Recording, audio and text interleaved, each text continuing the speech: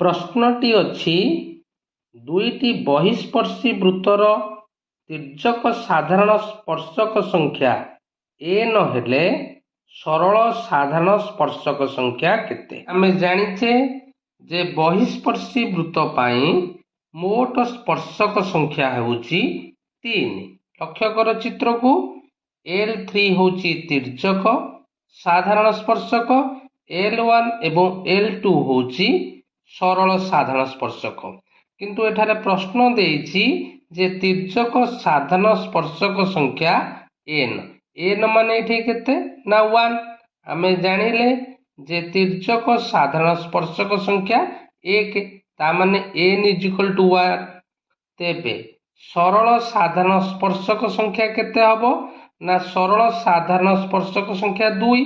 तेबे 1 रे केते मिसिले 2 हबो ना 1 ता माने एठी उत्तर हबो n+1। सो ऑप्शन डी हेउची राइट आंसर। परवर्ती प्रश्न को जिबा tan 45 + tan 135 + tan 45 * 135 रो वैल्यू केते।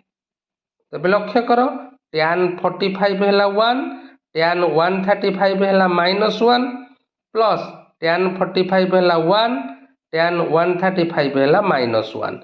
सो एठारे +1 -1 कैंसल आउ केते रहिला ना 1 * -1 = -1।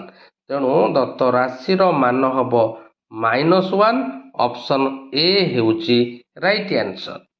क्वेश्चन नंबर 49 पीए पीबी दुईटी स्पर्शक रश्मि एसीबी जदि 1 12 तेबे पी रो मान केते। एसीबी देइछि 112 डिग्री बुझेला तो हमकु ए पी कोण रो मान निर्णय करिया को पड़िबो। तेबे मु अंकन कली ओ ए ओ बी जोग कर देली एवं एसीबी रो विपरीत चाप रे गोटिए कोण नेली एडीबी। तेबे पिले एडीबी केते हबो ना एसीबी आउ एडीबी मिसी की 180।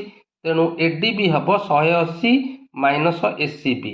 एसीबी देइछि 112 = 68।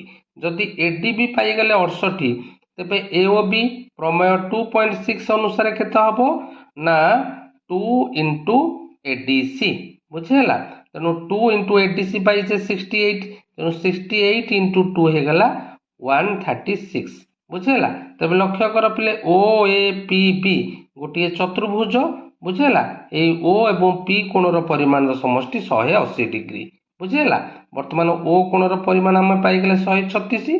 तेबे पी कोण रो परिमाण हबो 180 - 100